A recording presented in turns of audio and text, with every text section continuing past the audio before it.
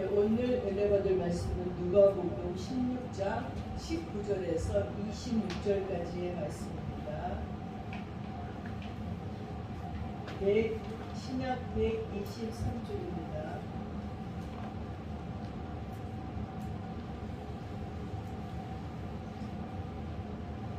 찾으셨는지 알고 제가 봉독해 올리겠습니다.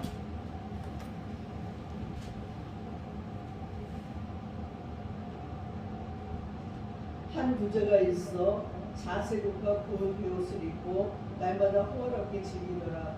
그런데 나사로라 이름하는 한 거지가 헌데투성이로 그의 대문 앞에 버려진 채 그 부자의 상에서 떨어지는 것으로 배불리려 하매 심지어 개들이 와서 그 헌배를 핥더라. 이에 그 거지가 죽어 천사들에게 받들려 아브라함의 품에 들어가고 부자도 죽어 장사되매 그가 음부에서 고통 중에 눈을 들어 멀리 아브라함과 그의 품에 있는 나사로를 보고 불러 이르되 아버지 아브라함이여 나를 긍휼히 여기사 나사로를 보내어 그 손가락 끝에 물을 찍어 내 혀를 서늘하게 하소서. 내가 이 불꽃 가운데서 괴로워하나이다. 아브라함이 이르되 예 너는 살았을 때에 좋은 곳을 받았고 나사로는 고난을 받았으니 이것을 기억하라. 이제 그는 여기서 위로를 받고 너는 괴로움을 받느니라. 그뿐 아니라 너희와 우리 사이에 큰 구렁텅이가 놓여있어 여기서 너희에게 건너가고자 하되 갈 수 없고 거기서 우리에게 건너올 수도 없게 되었느니라. 오늘 말씀의 제목은 이름 없는 부자, 이름 없는 거지 나사로입니다. 이름 있는 거지 나사로입니다. 왜 그 큰 부자가 이름이 없고 그 거지는 이렇게 이름이 성경에 버젓이 쓰여 있는지를 살펴보도록 하겠습니다. 여러분 기묘사와 1519년대에 동부 승지지대에 있다가 삭발 간직을 당하고 파주 영봉상 자락으로 나타난 김정국은 만족함을 모르는 것이 최고의 병이고 최대의 불행이라고 했습니다. 첫째는 좋은 음식을 먹고도 더 욕심을 내고, 두 번째는 좋은 옷 입고도 불평을 하고, 세 번째는 좋은 술 마시고도 욕하고, 네 번째는 소화를 즐기면서도 화내고, 다섯 번째는 미련을 곁에 두고도 또 탐내고, 그리고 여섯 번째는 곡식을 쌓아두고도 불만이고, 일곱 번째는 향 맡으면서 좋은 줄 모르고, 이렇게 일곱 가지를 불평, 불만, 한탄하는 이를 팔부족이라고 했다고 합니다.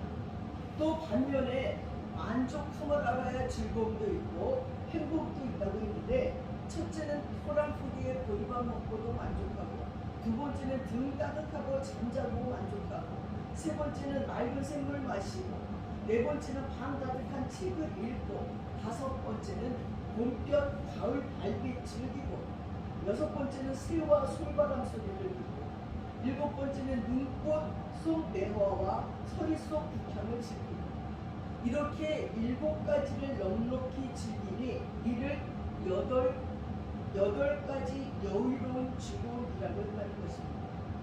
여러분 오랜 세월 살아오면서 뭐가 행복이라고 느끼는지요? 그 탐욕, 그 불만, 모두 부질없는 욕심들은 아니던가 생각합니다. 비록 넉넉지 못하고 잘나지 못한데도 만족함을 알아야 겸손하고 수박하게 감사하는 인생이어야 한다는 것입니다. 그래서 지족, 상락, 만족함을 알면 인생이 즐겁다는 얘기고, 지족 제일 부는 만족을 아는 사람이 제일 큰 부자라는 것입니다. 탐욕을 버리고 만족을 아는 마음이 즐거운 인생의 첫걸음이죠. 겸손하게 감사하는 마음에 행복의 길이 있고 즐거움이 있다는 것입니다. 이것이 진정한 부자라는 거예요. 지금 현대의 부자들은 어떤 자들인가요? 비행기를 탈 때마다 1등석에 탄 사람들이 얼마나 부러운데 자기가 이렇게 넓어가지고 누워서 입어요. 그냥 이렇게 가면서 보면 되게 좋겠다. 근데 어느 날 네팔을 가는데 비행기에서 업그레이드를 해줘가지고 그 1등석에 타게 되는 거예요. 버스트클래스에 타게 되는데 다리를 쭉 뻗는데도 아주 나오는 음식도 너무 좋고 서비스가 얼마나 좋은지 몰라요. 하여튼 뭐 좋은 데 있으니까 너무너무 좋더라고요. 근데 한 스튜디오가 이렇게 1등석에 탄 사람들을 지켜보면서 연구하고 책을 펴놓았습니다. 그럼 그 책에는 이렇게 쓰여 있습니다. 1등석에 있는 사람들은 첫째 패를 기르지 않는다.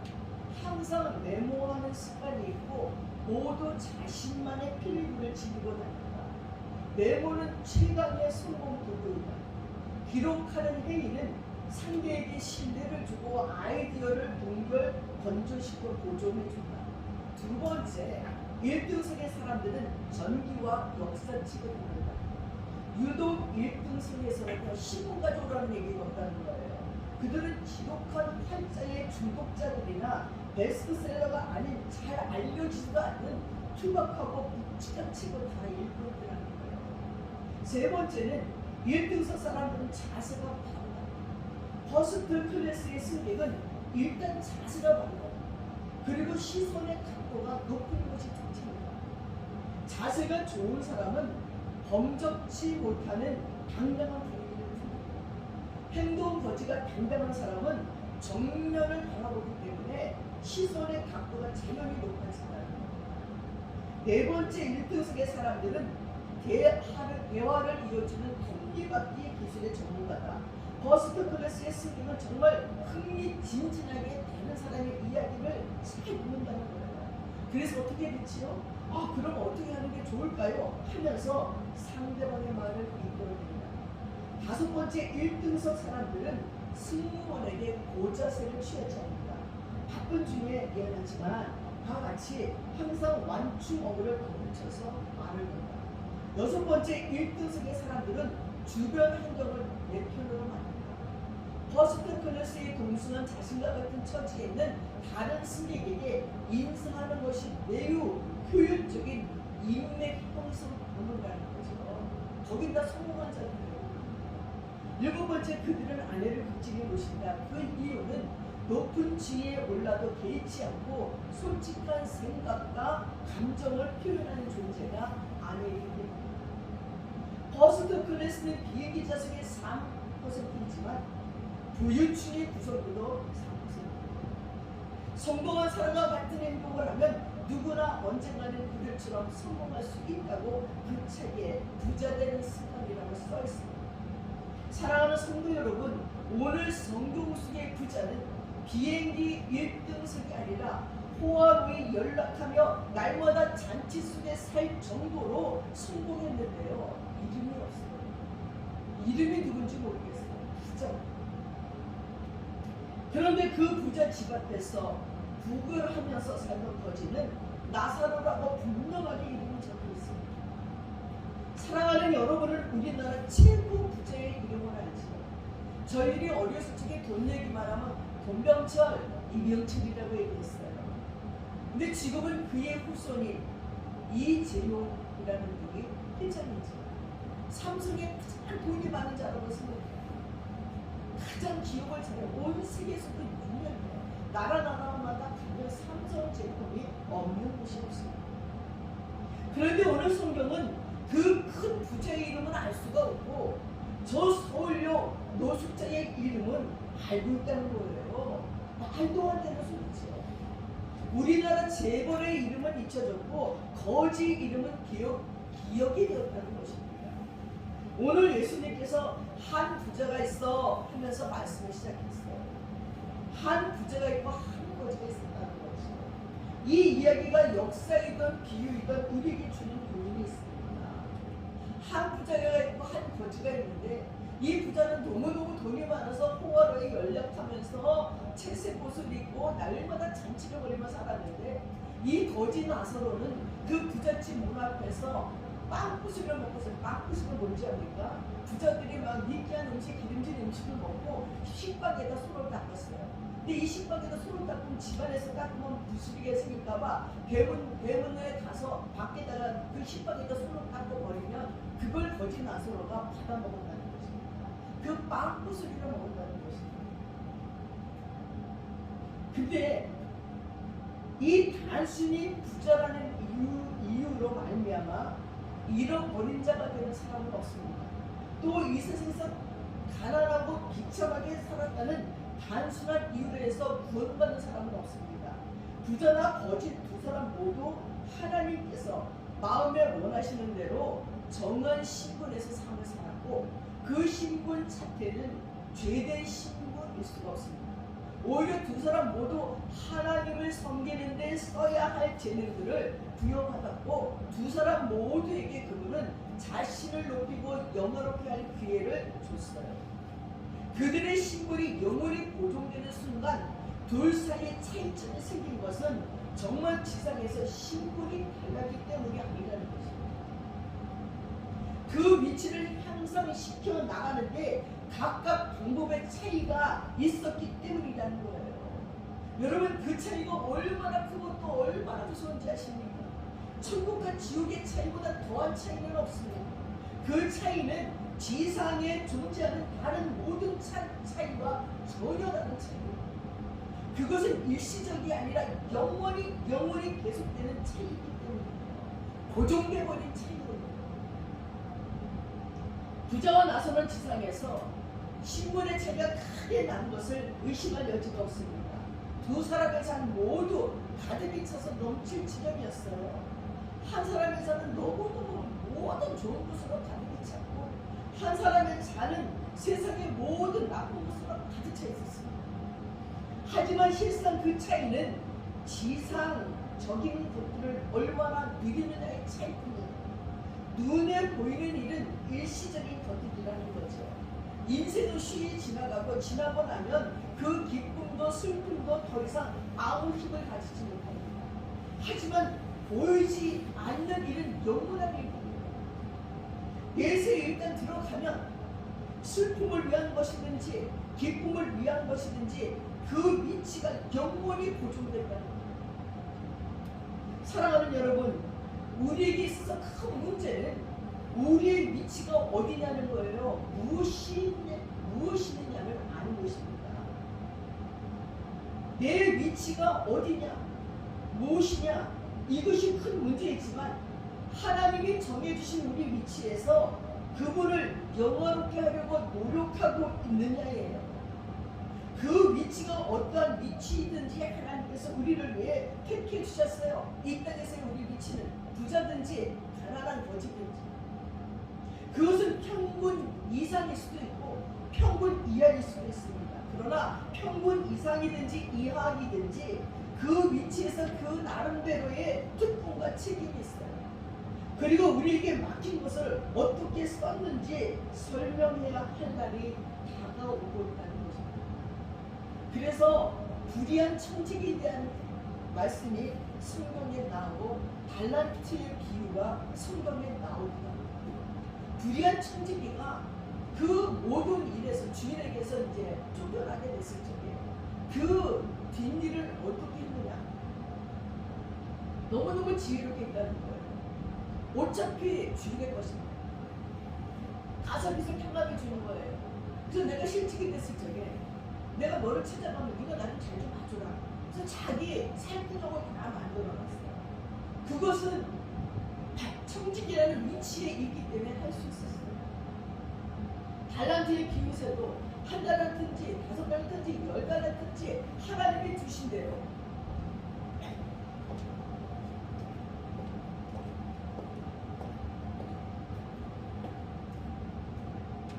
열심히 일해서 남겨야 되는 거죠. 근데 가난하다고 한 달란트 줬다고 아무것도 안 하고 땅에 묻어뒀을 적에 악하고 게으른 쪽이라고 있는 것도 다 뺏겨. 하나님께서 부자와 거지 어느 한 사람에게 이 세상에 머무는 동안에 엄청난 양의 선택적인 사랑을 베풀어 주셨다고 말하지는 않겠습니다. 성령의 가르침 하에서 발전시켜 나가기만 한다면 똑같이 그리스도와 천국에 이르게 할 수 있는 나름대로의 이점을 두 사람 모두 갖고 있다는 거예요. 또한 경배하지 않거나 기도하지 않거나 영적 투쟁을 하지 않으면 두 영혼 모두가 파멸시킬 나름대로의 독특한 시련과 시험을 두 사람 모두가 당했다는 거예요. 가장 권세 있는 자, 가장 부유한 자, 가장 지체 높은 자가 이 땅에서 하나님을 영화롭게 하고 죽어 천국에 갈 수 있고요. 가장 비참하고 또 심한 고통을 받은 거지가 이 땅에서 하나님의 영광을 가리고 죽어서 천국에 못 갈 수도 있다는 거예요.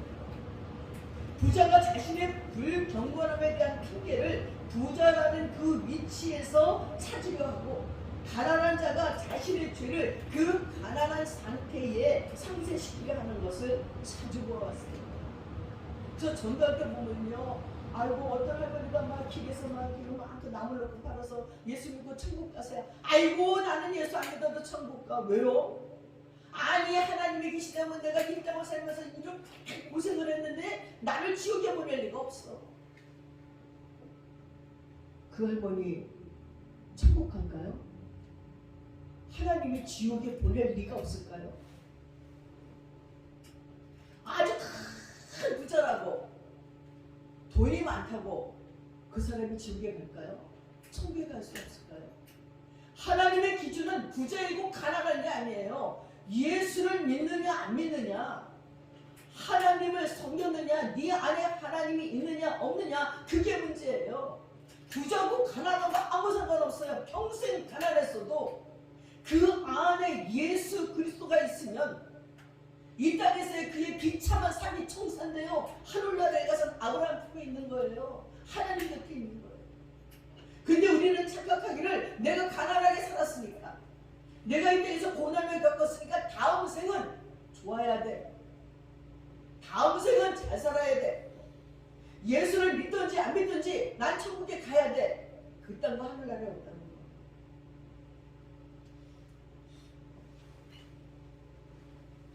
그렇게 가난한 자는 자신이 이 세상에서 가난하고 궁핍했기 때문에 내세에서는 가난하거나 궁핍할 수 없다고 믿으면서 결과적으로 자신들은 결코 잃어버린 자가 될 수 없다고 말하고 있습니다. 며칠 전에 집에 있는데 아주 그냥 밖에는 찬바람에 쌩쌩 불면서 엄청 추운데 너무너무 답답한 거예요. 잠이 안 와서. 그래서 밤 12시에 운동을 하러 나갔어요. 저 뚜껑을 거는데 별로 사람은 어제 막 가다가 이제 비닐로가 쳐져 있는 쉼터가 있어요.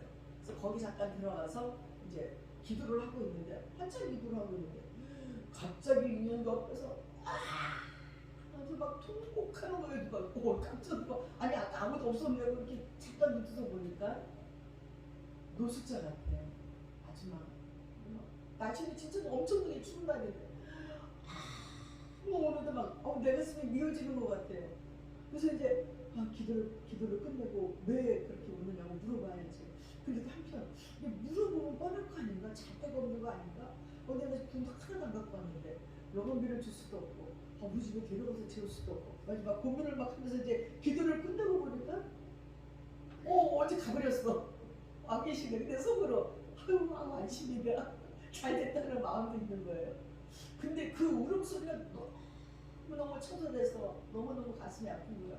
그래서 이제 나왔더니 차만큼 가고 있는 거예요. 배낭을 메고 까만 옷을, 바람이 쌩쌩 부는데 중량전 다리를 이렇게 건너가면서 뛰어가서 물어보기도 좀 옆에 있었으면 그냥 뭐 자연스럽게 물어볼 수 있지만, 그래서 이제 뒤에다 내가 기도했어요. 하나님 잘 곳은 있을까요? 오늘 바람이 너무 추운데 저 다리를 건너가면 어디 잘 곳이 있을까? 저 여자는 왜 울었을까? 노숙자지만 너무 추운데 잘 곳이 없고 갈 곳이 없어 울었을까? 배가 고파 울었을까? 그 마음이 막 들면서 쳐다보면서 기도했어요. 하나님 머물 곳을 주세요. 혹시 또 그렇다고 또 나쁜 생각해서 자살하거나 또 얻어 죽지 말게 해주세요 하는 기도를 했습니다. 여러분, 그렇게 세상에서 가난하고 비참했다고 천국 가는 게 아니라는 거예요. 예수님을 만났느냐, 하나님이 그 안에 있느냐, 노숙자여도 주님을 만나야지만 그 인생이 해결돼요. 천국과 지옥의 문제가 해결된다는 것입니다.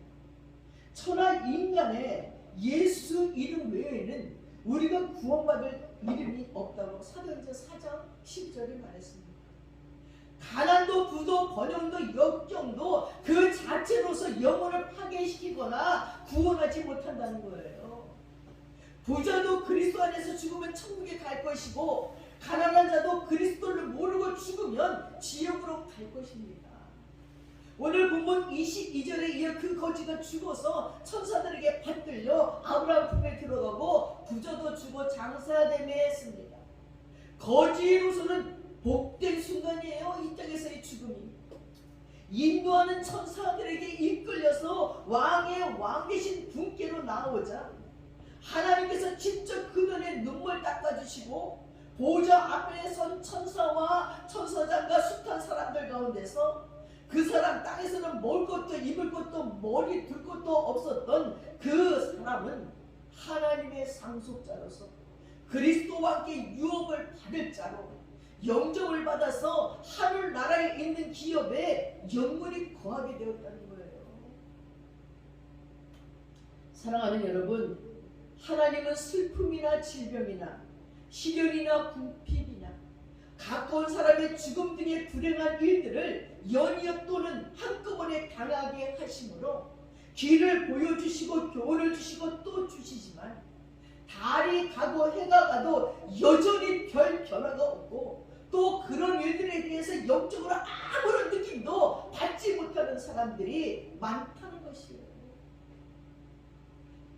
이 모든 일을 당하면서도 마음은 여전히 겸손해지지 않은 채로 여전히 이 세상에 신으로 섬기다가 수년간의 징계 세월이 있었음에도 불구하고 자신의 영혼에 대해서 조금 더 각성하지 못한 채 지상에서의 마지막 날을 맞는 사람들이 많다는 것은 참으로 무서운 일이에요. 애굽의 바로처럼 하나님의 모든 심판에도 불구하고 마지막까지 자신의 타고난 무지와 타고난 증오심을 버리지 못하는 사람, 연단의 달란트가 주어졌음에도 불구하고 때가 되었을 때 그것을 성화의 발판으로 승화시키지 못한 사람은 자신의 죄의 정함을 영원토록 증대시킬 뿐이라는 거예요. 하지만 여러분, 나사로는 그렇지 않았습니다. 세상에서의 그의 분깃은 고통이었고 가난이었고 그는 그것에 만족하지 아니하고 다른 분깃을 구했고 또 찾았습니다. 그 분깃은 세상의 그 어떤 분깃이 그 어떤 사람을 위해서도 해준 적이 없는 일을 그에게 해줬다는 것입니다. 그것은 살아있을 때 당한 모든 시련 가운데서 그를 만족시켰고 죽을 때에도 그를 만족시켰고 영원한 운명이 결정될 때에도 그를 만족시켰던 것은 지금도 그를 만족시키고 있고 앞으로도 만족시킬 것이고 영원히 더욱더 만족시킬 것입니다. 그렇게 나사로는 세상의 일시적인 것들이 자기를 만족시킬 수 없음을 알고 영원한 곳으로 피난처를 찾아 피했습니다. 그는 성경에서 성경의 하나님께로 나아갔고 하나님의 가르침에서 성경 안에서 만족스러운 분깃을 발견했습니다. 그는 예수 그리스도를 발견한 것입니다. 그 순간부터 누더기를 입었을 때 그리스도와 함께 있는 그 거지는 매일 부자의 문전에 누워있긴 했지만 자세복과 고운 베옷을 입고 날마다 연락하는 그 부자보다 더 행복했습니다. 부자는 고작해야 이 세상의 분깃을 가져놓으라 했지만 나사로는 그리스도를 발견한 순간부터 바울이 고린도인들에게 했던 말을 자신에게 적용시킬 수 있었습니다. 고린도전서 3장 21절 23절에 만물이 다 너의 것입니다. 세계나 생명이나 사망이나 지금 것이나 장래 것이나 다 너의 것이요 너희는 그리스도 것이요 그리스도는 하나님의 것입니다. 아멘. 그리고 거지는 마침내 죽었습니다. 살았을 때 그의 분깃이었던 그분은 죽어서도 그의 분깃이었습니다. 거지가 죽었을 때의 천사들에게 받들려 아브라함 품에 들어간 것은 그가 그리스도를 구했기 때문입니다. 오직 그 이유 때문입니다. 우리가 이 땅에서 예수 믿고 사는 삶의 목적이 뭔지 압니까? 우리도 죽음 앞에 그렇게 천사들에게 받들려서 아버지의 나라에 들어가는 거예요. 이거보다 행복한 일이 어디 있습니까? 세상의 것은 다 허상이에요. 다 두고 갈 거예요. 필요 없습니다. 이 땅에 사는 동안에 잠깐 필요해요. 잠깐 돈도 필요하고 권세도 필요하고 옷도 필요하고 맛있는 것도 필요하고 집도 필요하고 필요하지만 이 땅을 떠나는 날 이 땅의 것은 아무것도 아니에요. 가져갈 수 있는 게 한 개도 없어요. 그러면 이름 없는 부자도 이제 죽었어요. 아마 화려하고 성대한 장례를 치러줬을 거예요. 이 다섯 형제들이 조문객들이 가족 묘지까지 그의 시선을 쫓아하고 입에 발린 말이 적혀있는 비석이 정해진 장소에 세워주고 있을 때 정작 부자 자신은 어디에 있나요? 예수께서 그가 음부에서 고통 중에 있었다고 말씀하고 있습니다. 세상에서는 부자이기 때문에 조문객들도 많이 왔어요. 형제들도 그까지 그냥 그 상계길을 쫓아다니면서 가장 비싼 장례를 치르고 비석을 세우고 난리였지만 정작 그 부자의 영혼은 지금 어디에 있습니까?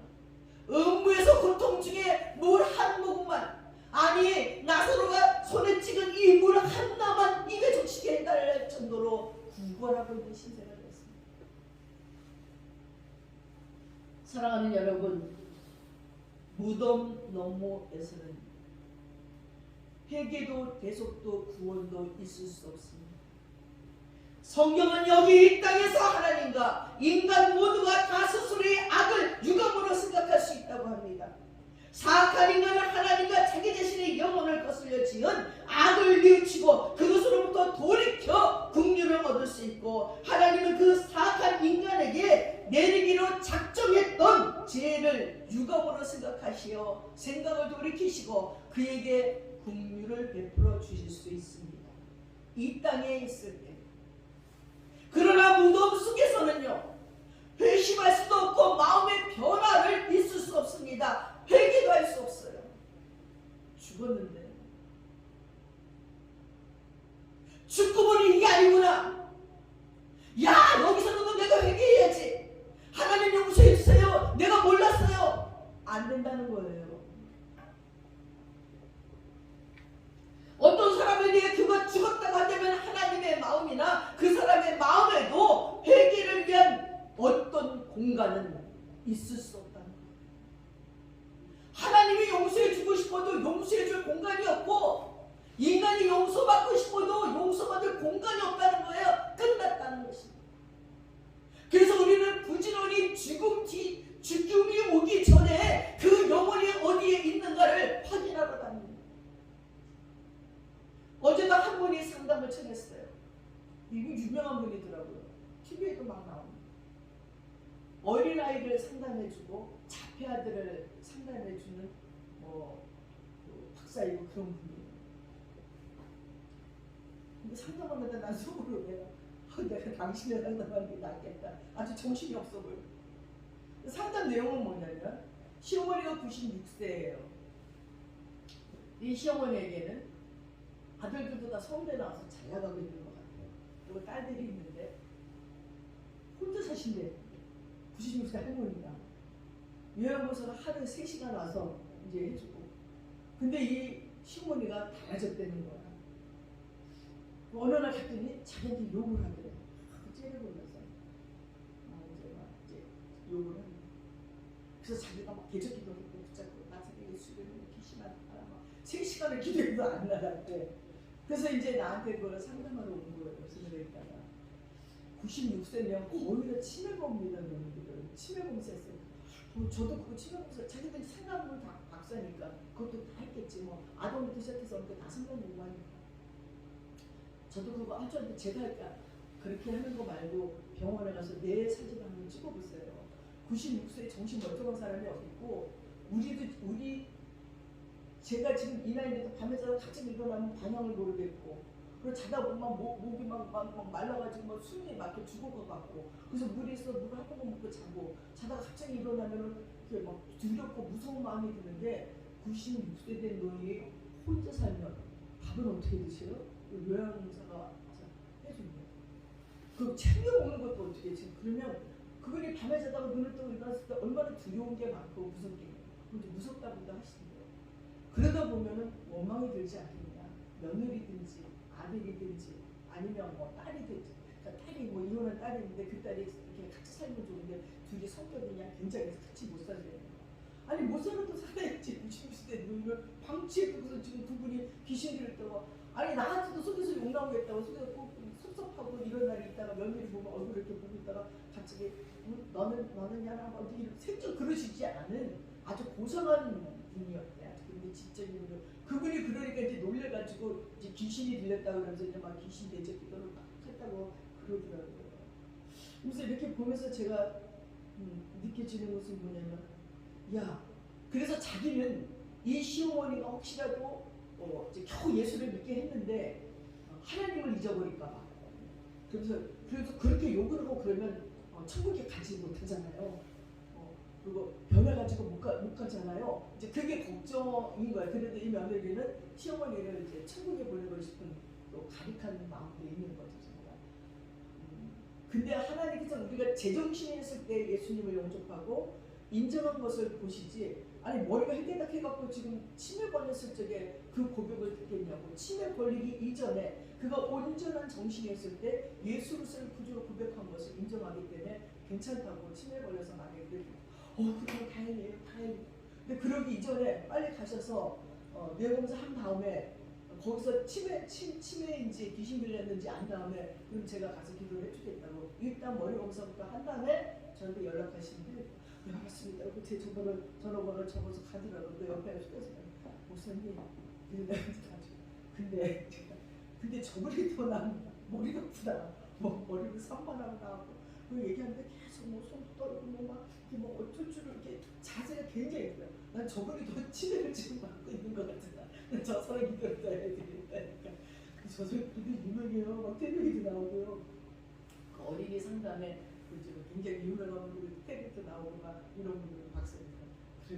그러냐면 저부터 상담받아야 되겠다. 내가 머리가 아프다. 쳐다보면서도 내가 많이 쳐다보니까 더 막 손을 막 이랬다고 막 어쩔 줄을 모르는 그 편안하지 못한 그런 자세의 모습을 보면서, 그럼에도 불구하고 그 마음속에 우리 시어머니 지옥 갈까봐 그렇게 욕을 하는 거 보니까 예수를 놓쳐가지고 몰라갖고 지옥 갈까봐 그게 걱정이어서 얘기하는 걸 보면서 그래도 참 감사하다. 그 시어머니의 영혼이, 그리고 그 시어머니가 삶을 지금 얼마나 살겠냐고.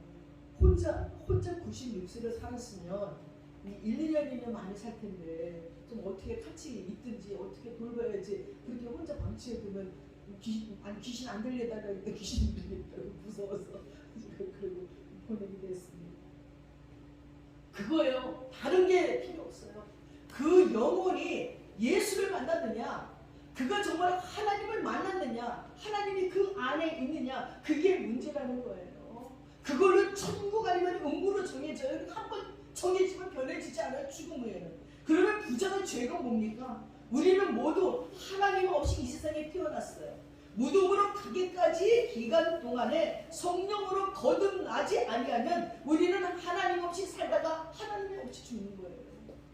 만약 그렇게 된다면 온 세상을 얻는다 해도 차라리 태어나지 않는 편이 우리에게 더 좋은 거예요. 세상에서 얼마나 큰 번영을 누렸든지 태어날 때부터 하나님을 구하고 찾지 않는 자는 부자의 집 문간에서 구걸하던 거지 나사로보다 훨씬 더 비참하고 가엾은 존재라는 걸 여러분이 명심해야 돼요. 부자의 죄는요, 하나님 없이도 만족했다는 거예요. 하나님 없이 태어났다는 것, 그것이 그가 받은 저주였고, 하나님 없이 만족했다는 것, 그것이 바로 그의 죄였습니다. 제가 설교 서두에 만족에 대해서 얘기했습니다. 그런 만족 다 없어도 돼요. 하나님 없으면 아무것도 아니에요. 여러분이 이 세상에서 하나님 없이 만족한다면 무덤 건너편에서는 하나님의 가장 큰 저주가 바로 당신에게 내려진다는 걸 기억하시기 바랍니다. 지금 우리에게 하나님이 없다면 여러분 마음을 지배하고 있는 것은 누구입니까? 하나님이 없는 저와 여러분의 마음을 누가 지배합니까? 바로 사단이에요. 사단은 하나님 다음으로 힘이 센 자로 공중의 권세 잡은 자예요. 불순종의 아들들 가운데서 만족한 왕이에요. 하나님 없이도 만족한다면 우리 주님 당시보다도 더 천천하게 귀신에게 사로잡힌 자들이라는 걸 기억하세요. 나 지금 예수님이 없어. 난 지금 하나님으로 만족하지 못해. 그럼 사단이 내 속을 지배하고 있어요. 내 삶을 지배하고 있다는 거예요. 언젠가 마음이 내키면 그때 죄를 포기하고 하나님께 돌아갈 수 있다고 믿는 여러분은 거짓을 사실로 믿으며 커다란 착각에 사로잡혀 있어요. 여러분 전도하다 보면 전도 어머니 가서 이런 소리 너무 많이 해요. 아이고 나 세상을 즐기고 살다가 나중에 죽을 때 되면 예수 믿을게요. 아니 지금 세상 즐기고 사는데 죽을 때 어떻게 예수를 믿습니까? 못 믿어요. 절대로. 이미 사단이 그 마음을 지배하고 안 빼앗겨요. 그래서 회개를 하려도 여러분 회개가 안 되는 거예요. 여러분 교회에서 회개하세요. 예수님을 영접하세요. 죽어도 안 되지요. 지금까지 잡혀 있어서 눈물 한 방울 안 나. 그냥 읊으려면 내 죄를 다 읊겠는데 읊고 나서 내 마음을 찢는 회개도 하나도 안 나와요. 이게 정말 기가 막힌 죄인가? 내가 지금 예수를 안 믿는 게 정말 그렇게 지옥 갈 일인가? 감각도 없어요. 여러분 회개가 그냥 되는 줄 압니까? 그래서 많은 사람들이요 언젠가 마음이 내키면 내가 그때 죄를 포기하고 하나님께 돌아갈 수 있어요. 믿는 그게 얼마나 거짓이고요. 착각이고 죄에서 돌이키고 하나님을 그냥 찾는 일은 마음 내키는 때에 아무 때나 할 수 있는 일이 아니에요. 마귀는 당신이 하나님을 구하는 일조차도 못하게 한다는 거예요. 도와달라고 그분께 울부짖어야지 돼요. 그분 없이 당신 혼자서는 그것도 할 수 없어요. 여러분이 자신의 영혼에 대해서 염려하며 그리스도인이 되어보려고 노력해 보십시오. 하나님께 영광을 돌리며 그분의 계명을 지키는 애를 써보십시오. 이렇게 살았으면 하는 모습으로 죽음을 맞을 적에 이렇게 살았더라면 하고 바라게 될 그 모습대로 살려고 노력해 보십시오. 그리스도의 이름 앞에 무릎 꿇고 기도하려고 해보라는 것입니다. 아니면 하나님이 없다는 것이 무엇인지 되어 단 10분만이라도 다른 아무 장령 없이 생각해 보려고 해보십시오. 그러면요 혈과 육의 대학에서뿐 아니라 이 세상의 어둠의 권세 잡은 자들이 그 세력에 대항하며 싸우고 있는 것이기도 하다는 사실을, 그리고 그들의 힘에 비해 나는 너무너무 무력하다는 것을 즉각 깨닫게 됩니다. 내가 싸우고 싶다고 싸우지는 것도 아니에요. 내가 잘 살아보려고 내가 예수 전에 있어봐야지 한다고 되는 것도 아니에요. 내가 그동안에 얼마나 죄 가운데 불신앙 가운데 빠졌는지 무력해서 기도는 되는 거 됩니까? 성경책을 읽어집니까? 여러분 성경책 읽는 게 그냥 될 줄 압니까? 안 돼요. 제가 성경 필사하자고 얘기했지요? 한 분도 안 와요. 내 힘으로 절대로 영적인 것을 갖고자 했을 적에 사단은 더 큰 힘으로 나와 싸워요. 나에게 대항해요. 못하게 만들어요. 아이고 너보다 내가 세. 너 하나님 앞에 갈 수 없어. 너 옛 습관을 버릴 수 없어. 그냥 그렇게 살아. 넌 내 거야. 절대로 안 놓친다는 것입니다. 사랑하는 여러분, 그들은 그리스도인이 되고 싶어도 그리고 되려고 노력도 합니다. 하지만 그런 시도는 번번이 실패로 돌아갑니다. 한 강한 자, 그들보다 더 강한 자 사단이 맡고 있기 때문입니다. 사단은 그것을 좋아하지 않고 또 그것을 방해하고 있습니다. 그들은 사단만큼 강하지 못하기에 그들이 바라던 데가 아니라 사단이 바라던 대로 됨으로써 끝나버리고 맙니다. 그들의 뜻은 압도당하고 사단의 뜻은 이루어집니다. 그들이 지금 그리스도인이 아니라는 것이 바로 그 증거입니다. 세상의 일은 결단이나 자연적인 힘으로 거의 모두 이루어질 수 있으나 영적인 일에 있어서 그 결단이나 자연적인 힘은 무력하다는 거예요. 하나님 없는 인간은 하나님의 일에 있어서도 뜻하는 바대로 할 수 없고 사단의 뜻에 포로가 되고 만다는 것입니다. 모든 것을 가졌을 때 하나님을 갖지 못한 부자와 아무것도 못 가졌지만 하나님을 가진 거지 중 부자입니까? 부자가 아직 세상에 있었을 때 거지에게는 하나님이 있다고 말했다면 그는 그 말을 어리석게 생각했을 것입니다. 그러나 하나님이 없다는 것이 어떤 것인지를 2000년 동안 뼈저리게 느낀 후 지금 다시 돌아와서 우리에게 말할 수 있다면 그가 이 질문에 뭐라고 할까요? 하나님이 없다라는 말의 의미가 뭘까요? 인간의 마음이 측정할 수 있는 것보다 더 깊다는 거예요. 하지만 하나님이 없다라는 의미가 무엇인지 사람이라면 다 깨우쳐야 돼요. 그러면 자기 자신의 영혼을 위해서 반드시 알아야 될 사람입니다. 나사로는 그것을 이 세상에서 깨우치고 부자는 죽은 후에 세상에서 깨우쳤어요. 여기 이 땅에서 그것을 깨우친 사람은 주님을 높이는 거라는 것입니다. 이 땅에서는 한순간도 하나님 없이 있어서는 안 되기 때문이에요. 하나님에 대해 굶주리고 목마른 사람은요 권면에 권면을 뒤따르고 약속에 약속이 뒤따릅니다. 이 세상에서 마음으로부터 진심으로 내 영혼이 하나님을 갈급해 한다고 외칠 수 있는 사람의 상태보다 더 복된 상태는요 생각합니다. 하나님 내 영혼이 목마릅니다.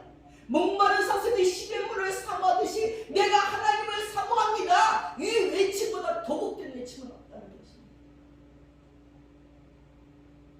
하나님은 이 땅에서 가급해보지 않은 사람은 음부에 가서야 그분의 절실히 필요함을 느낄 것입니다. 얼마나 느낄까요? 하나님 이 음부에서 나 좀 구해주세요. 타는 목마름에서 나를 구해주세요. 하나님 내가 다시 한 번만 세상에 가면 한 번만요 한 번만 내가 하나님을 거역하지 않을게요. 하나님으로 내가 만족하며 살게요. 얼마나 후회하고 얼마나 후회할까요? 하나님 외에는 거기서 만족함이 아무것도 없어요. 아니 불이 타는 구덩이에서 돈이 필요합니까? 옷이 필요합니까? 권세가 필요합니까? 애인이 필요합니까? 아무것도 필요 없어요. 하나님만 필요하다는 것입니다. 근데 그 하나님은 거기에서 그의 필요를 채워줄 수 없어요. 만족감을 줄 수 없어요. 부자는 살아있을 때 하나님 없이도 만족했지만 음부에 처하게 되자 곧 자신의 필요를 절감했고 제일 처음 울부짖는 말이 목마르다였습니다. 하나님께서는 그리스도를 위해서 당신을 구하는 사람이라면 지상의 어느 누구에게도 성령을 주십니다. 거지든지 범죄자든지 상관없어요. 하나님을 구하는 성령을 주십니다. 지옥에는 인간의 갈증이 가라앉히거나 그의 필요를 충족시켜주는 성령이 없어요. 하나님은 이 세상에서 하나님 없이도 만족해 하는 사람에게 보복하십니다. 하나님은 태우는 불길이라고 시편 139장 8절에 말했습니다. 부자와 같이 이름 없는 운명이 지옥의 땔감으로 던져지지 아니하려면 부자가 지은 죄, 즉 하나님 없이도 만족하는 죄를 경계해야 될 것입니다. 하나님 없이도 만족한다는 것은 겨우 자기 집 앞에서 날마다 그 누워있는 거지 나사로에게 옷 한 번 따뜻한 거 입혀주지 않았고 음식 한 번 제대로 된 것을 주지 아니하고 들락거렸어요. 자기는 호화로에 연락하며 채색옷과 자색과 비옷을 입으면서 들락거리면서도 그 나사로를 가엾다고 생각하지 않았다. 겨우 자기의 기름진 손을 따는 식빵 부스러기를 거기다 던져 그것을 먹게 했다는 것입니다.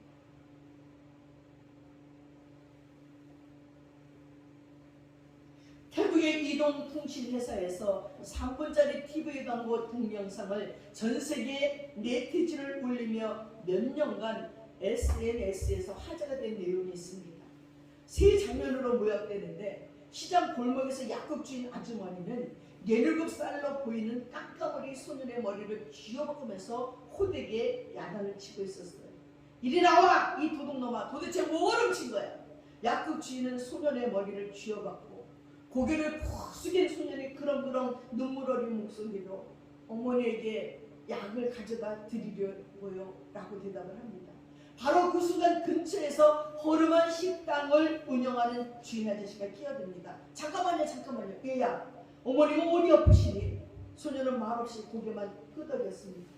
소년의 사정을 눈치챈 식당 주인은 아무 말 없이 약국 주인에게 약값을 대신 치러줬습니다. 그리고 소년과 비슷한 또래인 딸에게 식당에서 야채 수프를 가져오라고 시킵니다.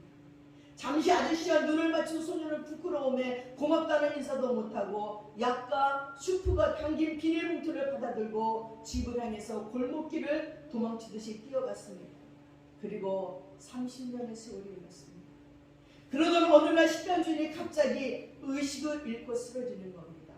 응급수술을 마치고 중환자실로 옮겨진 식당 주인 아저씨와 그 곁을 지키는 딸의 애타는 모습이 보입니다. 병원은 딸에게 아버지의 병원비를 청구하는데 우리나라 돈으로 환산할지 무려 2,700만 원에 이르는 어마어마한 금액입니다. 병원비 마련에 전전긍긍한 딸은 결국 가게를 그 매물로 내놓았습니다. 그리고 다시 힘없이 병원으로 돌아온 딸은 아버지의 침상 곁을 지키다 잠이 듭니다. 그때 기적 같은 일이 일어났습니다. 병상에 놓여있는 병원비 청구서에는 금액이 제로로 바뀌어서 있었습니다. 그리고 청구서 뒤에는 조그만 메모지 한 장이 붙어 있었습니다. 당신 아버지의 병원비는 이미 30년 전에 지불됐습니다. 세 통의 진통제와 맛있는 슈프와 함께 안녕히 계세요. 안부를 전합니다. 그 순간 딸의 뇌리를 스치는 장면 하나가 생각났어요. 30년 전 약을 훔치다 붙잡혀 어려움에 처했던 한 소년의 모습이 떠올랐습니다. 그때 그 소년이 어엿한 의사로 성장해서 바로 아버지의 주치를 맡고 있었던 것입니다. 그리고 그 의사는 정성스레 30년 전 자신을 돌봐주었던 식당 주인 할아버지를 지극정성으로 보살폈습니다. 베푸는 것이 최고의 소통입니다. 부자는 베풀지 않았습니다. 베푸는 것이 하나님과의 최고의 소통인데 이 부자는 거짓 나사로와 베풀지 않았다는 것입니다. 그래서 거기에는 마지막에 베푸는 것이 최고의 소통입니다 하는 자막과 함께 이 이야기가 끝을 맺었습니다. 비록 강보물이지만 이 동영상은 요즘같이 각박한 세상에서 평범한 사람들의 심금을 울리기에 충분한 것 같습니다. 사랑하는 여러분, 사랑은 베푸는 것입니다. 내 곁에 있는 자들을 돌아보는 것입니다. 하나님이 부재에 있었다면 거짓 나사로를 그렇게 두지 않았을 것입니다. 그리고 그에게 하나님이 있었더라면 그가 베푼 선심과 인증으로 말미암아 그가 죽어 아브라함의 품에 거짓 나사로와 함께 있었을 것입니다. 사랑하는 여러분은 어디로 가겠습니까? 어떤 곳이 여러분의 고정된 위치가 되겠습니까? 결코 지옥이 아니기를 바랍니다. 기도하겠습니다. 사랑하는 아버지 하나님, 오늘 부자는 성경 안에 이름도 없네요. 우리가 이 땅에서 그렇게 애타게 바라고 있는 부자는 하나님을 몰랐고 하나님도 그를 모릅니다. 그러나 이 땅에서 우리가 그렇게 비천하다고 느꼈던 거지 나사로는 하나님을 알았고 하나님도 그를 알아주었습니다. 그가 이 땅에 힘겨운 누더기를 벗어 던졌을 적에 그는 천사들에게 붙잡혀 천사들에게 받들어 왕의 왕 대신 하나님 곁으로 갔습니다. 그리고 아브라함 품에 안겨서 위로받았다고 합니다.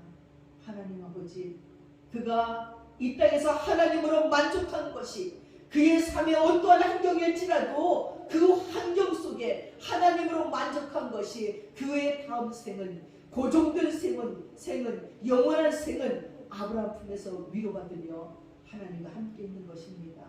하나님, 우리 모두에게도 나사로 같은 복이 넘치기 바랍니다. 우리 모두에게도 하나님으로 만족하게 도와주시고 하나님으로 만족한 자는 베풀 줄 알고 사랑할 줄 아는 자로 남아질 수 있도록 도와주시옵소서.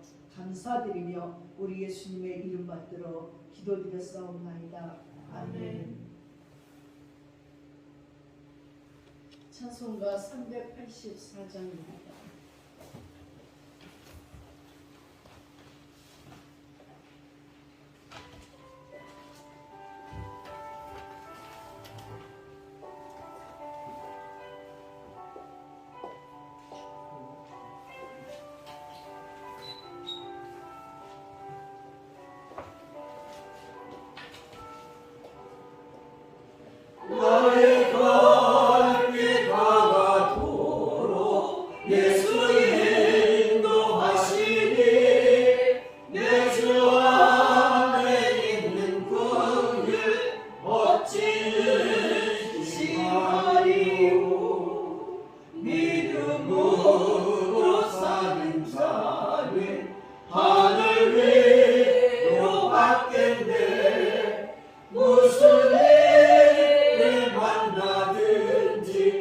만사형통하리라. 무슨 일을 만나든지 만사형통하리라.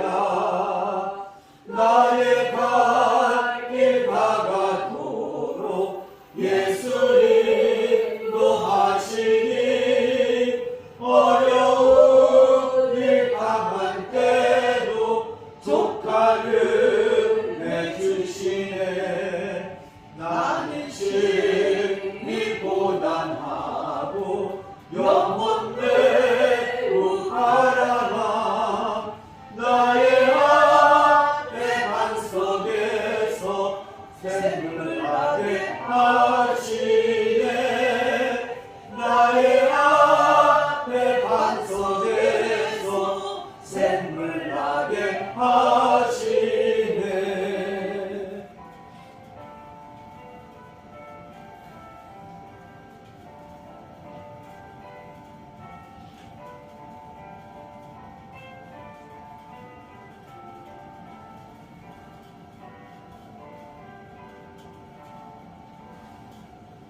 나의 갈 길 다가도록 예수님 인도하시니 그의 사랑 어찌 큰지 말로 할 수 없도다. 성령 감화 받은 영혼 하늘 날아갈 때에 영영 부를 나의 찬송 예수 인도하셨네. 영영 부를 나의 찬송 예수 인도하셨네.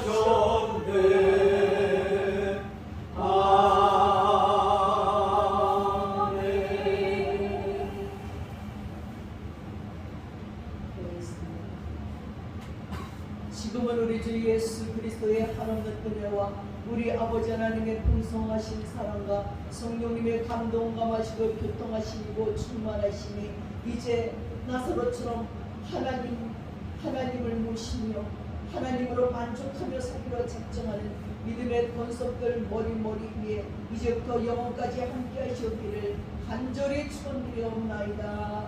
아멘.